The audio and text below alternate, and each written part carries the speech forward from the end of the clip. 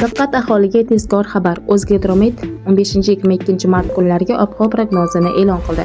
Assalomu alaykum aziz muxlis, kanalimizga xush kelibsiz. Videomiz kengroq tarqalishi uchun video ostiga like bosib, obuna bo'lishni unutmang. Zero like bosgan insonni Allohim doim qo'llasin.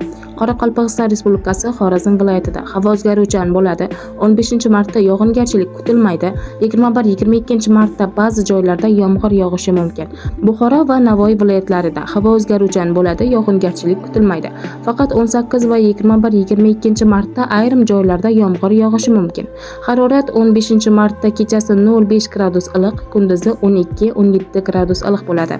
16-22-martda kechasi 8-13 gradus iliqqacha, kunduzi 17-22 gradus iliqqacha ko'tariladi. Navoiy viloyati shimolida kechasi 15-16-martda 3 gradus sovuq, 2 gradus iliq, 17-20-martda 2-7 gradus iliq bo'ladi.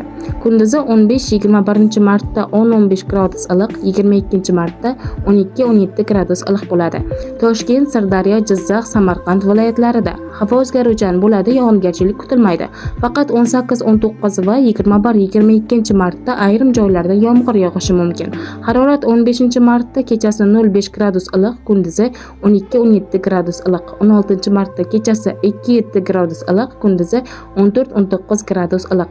17-martda kechasi 8-3 gradus iliq, kunduzi 14-13 gradus iliq. 18-martda kechasi 5-10 gradus iliq, kunduzi 12-17 gradus iliq. 19-martda kechasi 5-10 gradus iliq, kunduzi 15-20 gradus iliq. 20-martda kechasi 5-10 gradus iliq, kunduzi 17-22 gradus iliq. 21-22-martda kechasi 7-12 gradus iliq, kunduzi 17-22 gradus iliq bo'ladi. Qashqadaryo va Surxondaryo viloyatlarida havo o'zgaruvchan bo'ladi, ba'zi joylarda yomg'ir yog'ishi mumkin.